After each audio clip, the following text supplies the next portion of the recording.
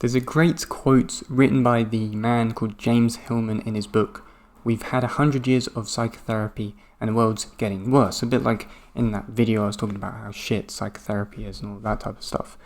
But this is what he says, and I really like it, because it goes back to the roots of first principles, kind of like what Nietzsche was always talking about, saying, I want to write a book that says in a couple of sentences what people can't even write in 10 books and that type of stuff.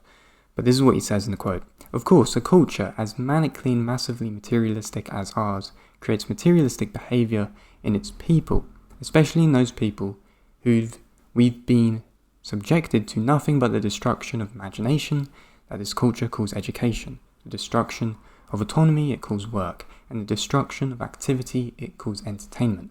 So the reason why I like this quote is because he talks fundamentally about first principles. He says, look, this has happened to this, and he's applying the 12 laws of, maybe you could say, the Kabbalion or Trismegistus, the laws of nature, which would be the idea of polarity, to the understanding of first principles and forms of reality. So, for example, what he says here, he's talking about the destruction of how society destroys its fundamental values, or what society is fundamentally destroying for its people.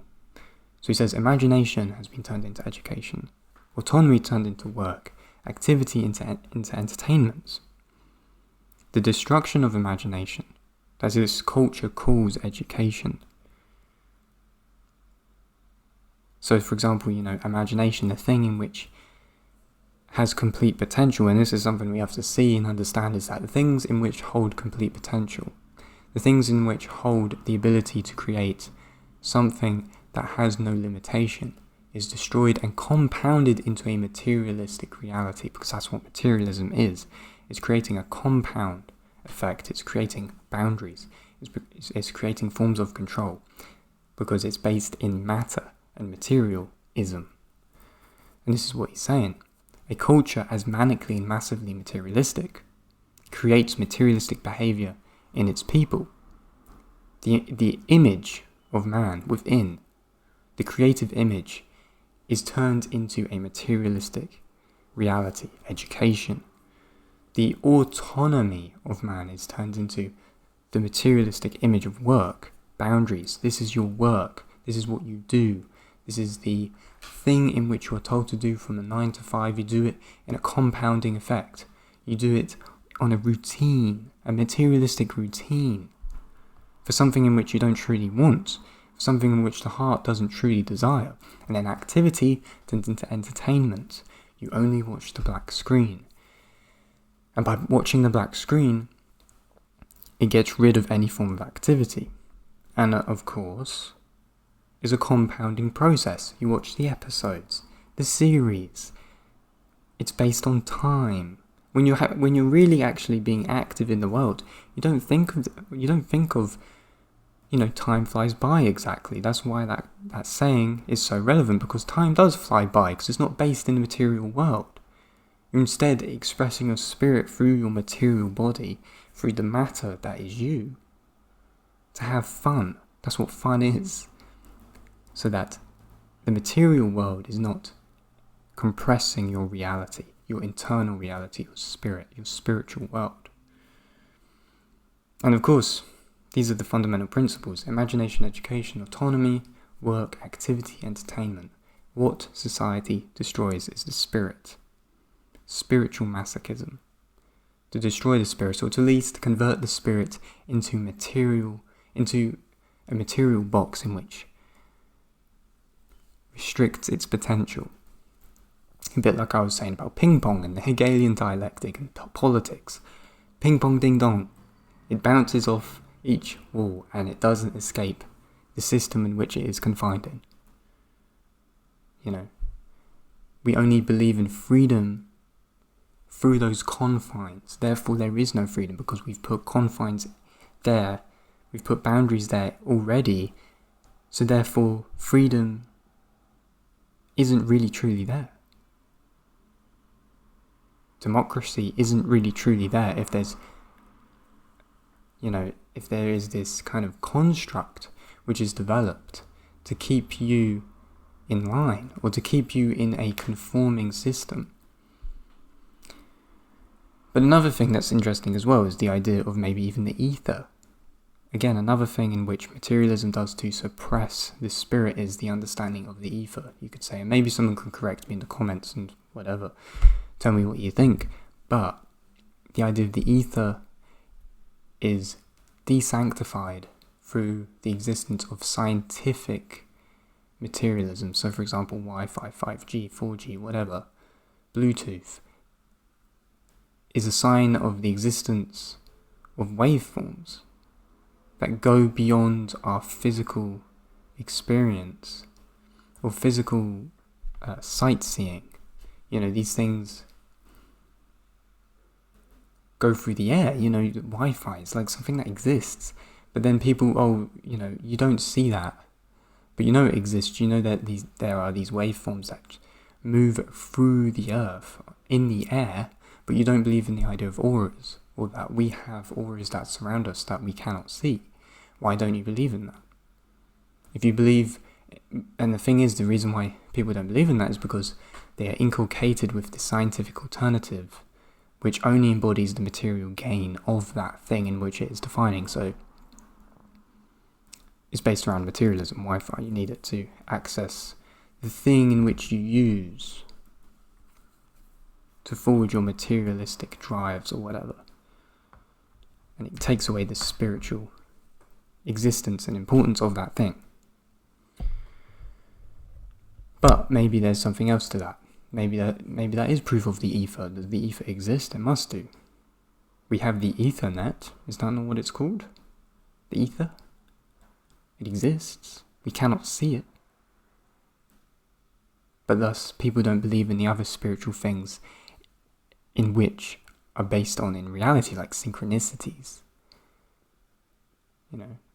Things that are, in a sense, proven by quantum mechanics, quantum entanglement, synchronicity. The idea of, there's a reason why in language we say, this person isn't on my wavelength, but this person is. That's why I click with them better, because literally they are on the same wavelength. The minds are in synchronicity with each other. No matter where that would be, that's beyond space and time. That's a true phenomena. That's a true quantum entanglement. Is that not what formulates a relationship? A strong bond with two people is that they are both entangled within each other's beauty, you could say, or within each other's vulnerabilities, mentally and physically and psychically. But no one thinks of these things. People just materialistic, extremely base material understandings, and then our value systems are not based on that kind of higher thinking where we see things on a spiritual, metaphysical level, such as liberal values, where maybe it's not a good idea to kind of seek out a family structure, or that the idea of it's all based on short-term materialistic gain, and then the value systems are then depreciated and only based on that materialistic desire, and then it becomes self-evident through those things. But another thing I really like about this is, going back to that quote I was saying at the beginning, is that the idea of imagination, autonomy and activity is that Schelling said in one of his quotes, learn only in order to create. But that goes against education, that goes against everything in which society does. Society is destroying literally that process of learning only in order to create.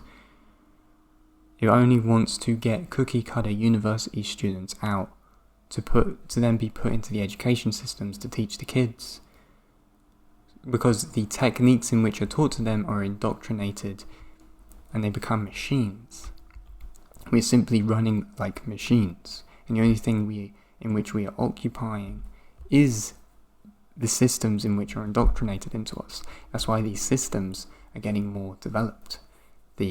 What Heidegger talked about, the reign of technicalities reigning over our autonomy, over our imagination, over our activities, and thus becoming education, work, entertainment, forms of institutionalized programs that are then entrained into us. This is why we get the Internet of Bodies, because we are only lubricating and allowing the systems that are put onto us to confine our spirit to overcome us. Thus we have the technocracies, and thus we are only allowing the progression of systems to fundamentally trap us in, away from the spirit, and to limit the spirit. You cannot get rid of the spirit, I don't believe. I don't believe the spirit can escape someone through, you have these ideas that there's certain, maybe the spirit can be taken from somebody, but I think it can only be repressed, entrapped, and dehumanized, but I do believe that it can be reopened back into the world and through self-understanding. But anyway, that's what I kind of like about that quote. Learn only in order to create. And I want to apply that specifically to the Mayorum Society, is that we only want people to create. We don't want people to consume, because that's the same as brooding, that's the same as thinking too much, or that's the same as not taking action into the world. No change is going to occur if there's no action that's taken and placed into the world. It's not how it works. So that's a fundamental thing. It's like we want our coaches, or we want the people to come on board to act out, not just to talk all day long and talk about ideas about what they want to do. Act them out. More doing, less speaking. You may talk the talk, but do you walk the walk, So yeah, if you are interested in this Mayorum Society, still forward your applications in. We're still going through them. There's a lot of applications. It's very exciting. It's very interesting. I'm very much looking forward to forwarding this program ahead very soon, most likely at the end of the month. With only 20 seats available, so we've been very specific about who gets in, who doesn't. We'll have all the people who want to get in when we have more of an understanding how we're going to articulate the program for it to benefit the clients as best as possible. So forward your applications in, and I'll see you inside. So thanks for watching.